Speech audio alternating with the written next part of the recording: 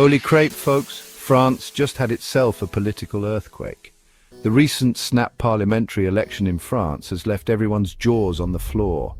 The left-wing parties, who've been about as united as a group of cats in a sack, suddenly got their act together and formed an alliance called the New Popular Front, NFP.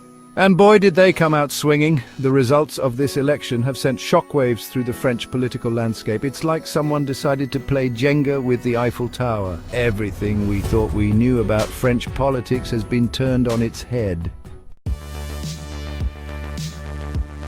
Now let's talk about this New Popular Front, or NFP as they're calling themselves. Picture the Justice League, but instead of superheroes, it's a bunch of politicians who finally realized that working together might actually get stuff done.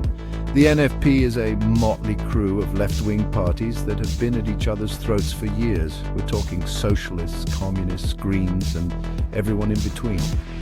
This alliance managed to do something that seemed about as likely as me winning a swimsuit competition. They united the French left. And let me tell you, getting French leftists to agree on anything is harder than trying to explain cricket to Americans.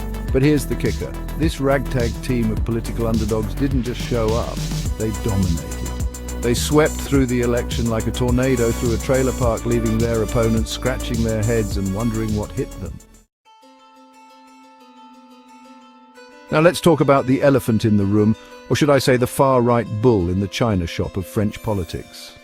The National Rally, France's far-right party, went into this election with all the confidence of a rooster in a henhouse. They were strutting around, puffing out their chests, probably practicing their victory speeches in the mirror. But oh boy, did they get a wake-up call. The National Rally's performance in this election was about as impressive as my attempts at speaking French after 3 glasses of wine. They stumbled, they fumbled, and they ended up with egg on their face. This setback for the far right isn't just a French phenomenon, folks. It's like Europe collectively looked at the rise of extreme right-wing politics and said, "Nah, we're good, thanks." Section 4, a Spanish perspective, Sanchez's take on the French verdict. Now let's hop over the Pyrenees and see what Spain's Prime Minister Pedro Sanchez had to say about all this. Sanchez, who's about as left-wing as paella is delicious, was practically doing cartwheels when he heard the news from France. Now, I'm not saying Sanchez was gloating, but if smugness were a cologne, he'd be leaving a trail you could smell from Mars. But you know what? He's not wrong. This French election is like a giant neon sign saying no thanks to the far-right's brand of politics. It's as if Europe collectively decided to swipe left on populism and xenophobia. Sanchez, media, European politician commenting on election results, political leader discussing rejection of divisive politics. The French election results are a clear sign that Europe is rejecting the politics of division and fear. It's a victory for democracy and progressive values. Section 5, across the channel, UK's Labour resurgence. Now let's hop across the channel and take a look at what's happening in the land of tea, crumpets and inexplicable royal obsession. The UK, not content with letting France hog all the political spotlight, has been having its own little progressive renaissance.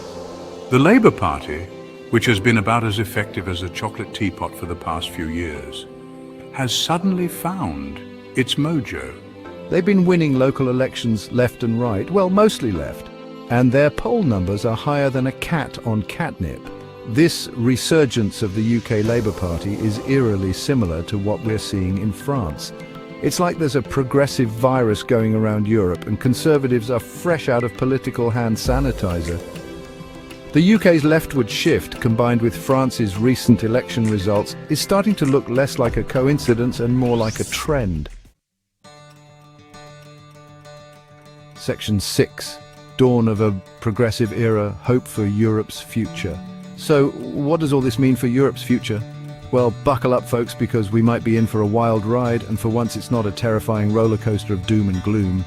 This shift towards progressive politics in France and the UK could be the start of something bigger. It's like Europe is finally remembering that cooperation and social justice aren't dirty words. But let's not get ahead of ourselves. This is politics, after all, not a fairy tale. There's still a lot of work to be done. These progressive victories are like finding a $20 bill in your pocket. It's great, but it doesn't mean you've won the lottery. There are still challenges ahead, from climate change to economic inequality, that make Game of Thrones look like a walk in the park. However, there's reason to be optimistic. These election results show that people are ready for change, that they're tired of the same old divisive politics.